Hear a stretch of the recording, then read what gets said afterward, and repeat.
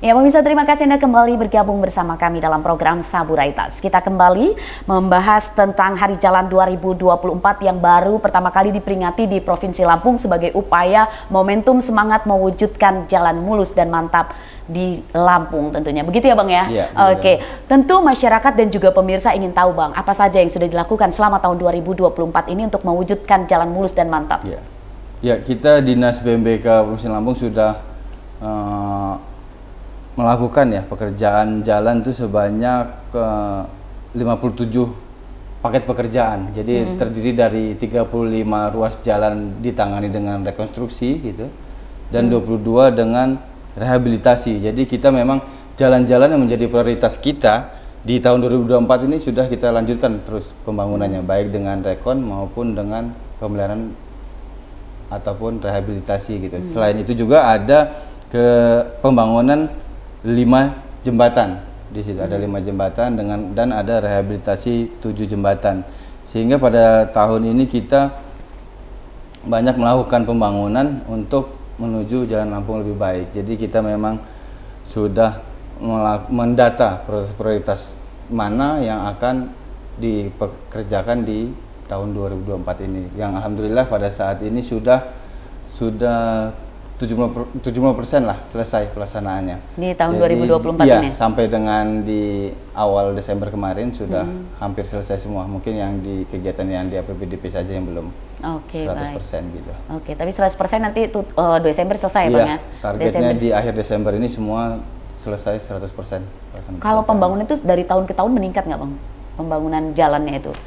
Karena kan seimbang sih Bang, ada yang rusak lagi, habis dibangun nanti kan ada yang rusak lagi gitu. Itu gimana itu Bang? Jadi kita memang selama setiap tahunnya memang ada degradasi jalan yang itu bervariatif antara 3 sampai dengan 6%. Jadi kita ambil rata-rata degradasi atau penurunan kondisi jalan sebesar 4%. Jadi kita menetapkan rata-rata penurunan kondisi jalan itu 4%. Sehingga kita harus melakukan perbaikan atau pembangunan lebih dari itu. Sehingga kondisi jalan kita tetap naik gitu. Selain kita mempertahankan kondisi, kita juga melakukan peningkatan kondisi gitu. Jadi setiap tahun kita targetnya kondisi jalan kita itu bertambah, kondisi jalan di Provinsi Lampung itu gitu. Kemudian apa nih Bang, isu strategis Bang?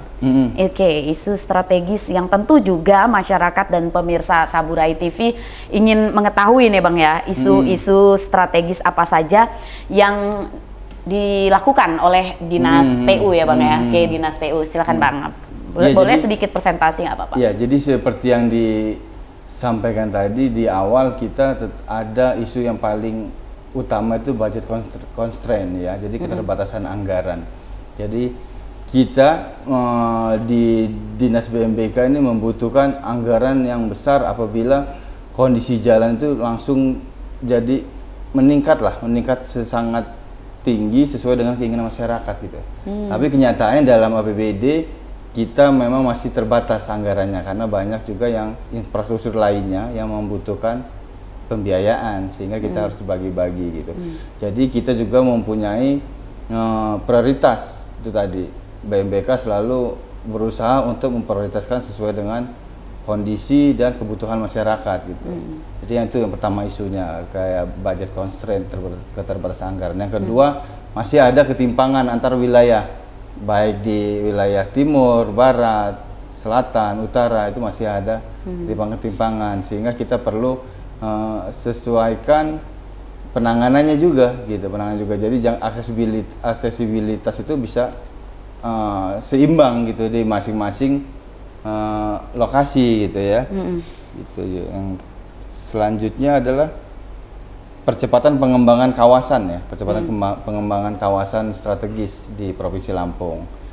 Terus ada juga isunya yang biaya logistik yang seperti saya sampaikan tadi di depan, bahwa untuk distribusi barang dan orang itu membutuhkan infrastruktur jalan yang baik, sehingga itu mempengaruhi untuk jadi biaya logistik kan. Kalau kondisinya lebih baik, otomatis biaya logistik bisa lebih ditekan gitu.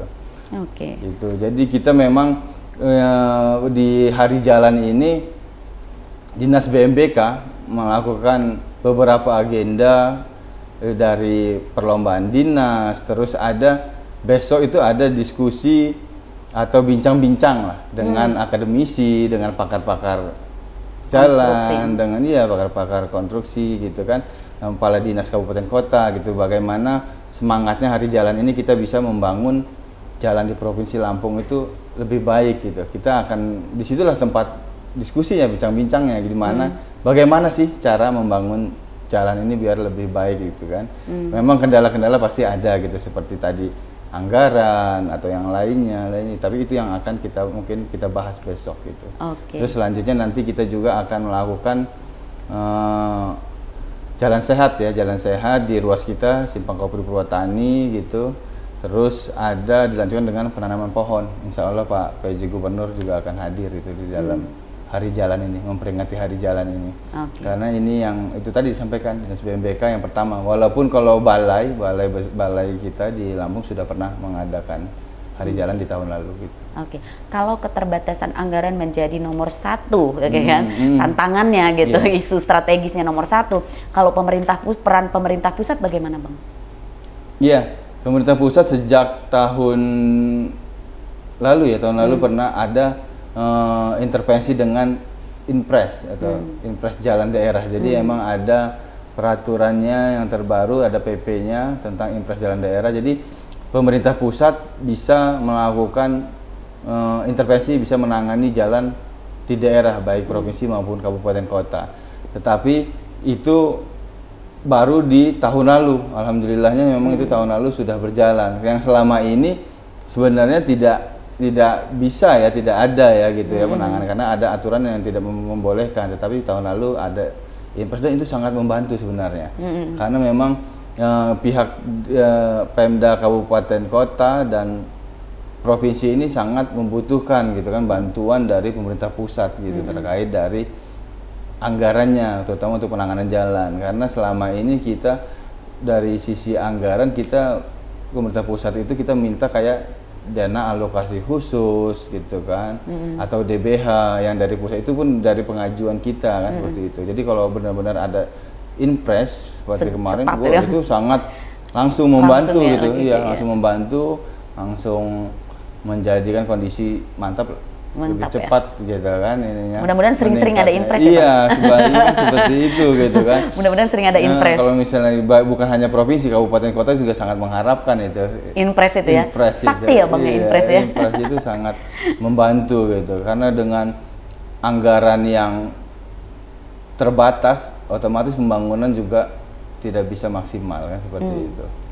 Artinya mewujudkan jalan mulus dan mantap itu tidak semudah membalikan tangan ya Bang? Iya gitu kan, kalau keinginan, kalau semangat kami yang BMBK Provinsi pasti sebagai penyelenggara jalan pasti mempunyai semangat yang lebih, pasti mempunyai keinginan yang lebih dari masyarakat gitu, ingin jalan itu benar-benar mulus, mantap gitu kan, kalau bisa setahun selesai gitu, mantap semua gitu, jadi kita tinggal pemeliharaan saja, tapi kenyataannya memang itu tidak semudah itu gitu ya, tidak semudah membalikan tangan tadi, membutuhkan anggaran yang besar, membutuhkan perhatian yang serius kan begitu.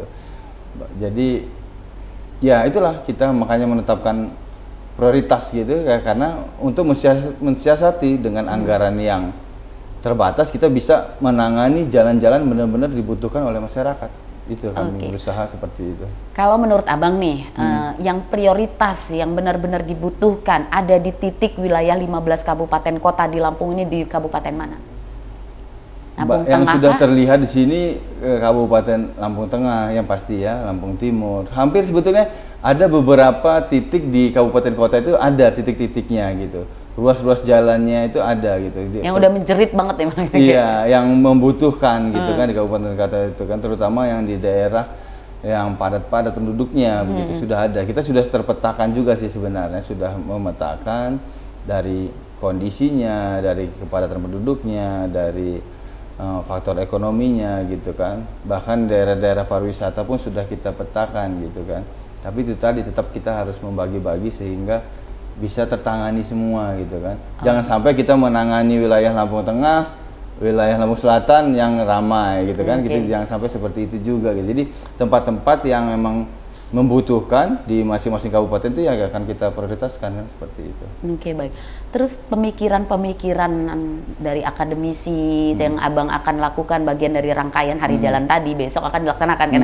Pemikiran seperti apa yang diharapkan gitu Bang untuk mewujudkan jalan mulus dan mantap? Ya itu mungkin nanti mengalir ya, terutama dari sisi penyusunan.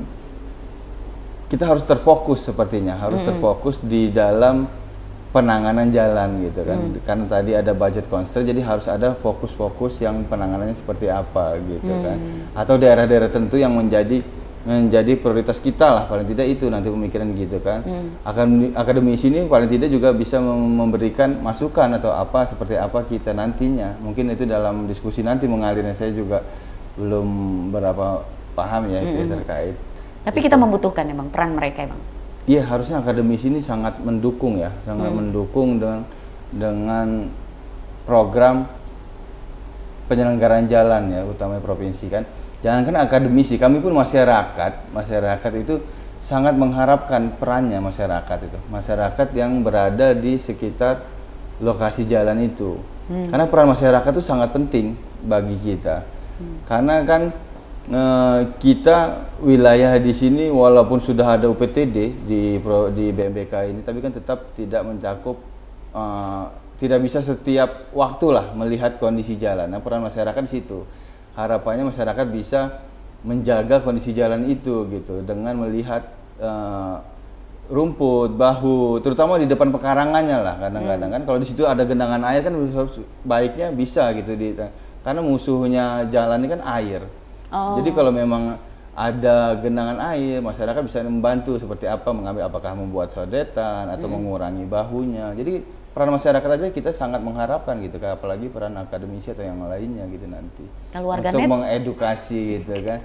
Ya warganet juga kan kita pelan-pelan juga mengedukasi kan, termasuk masyarakat juga warganet kan gitu kan.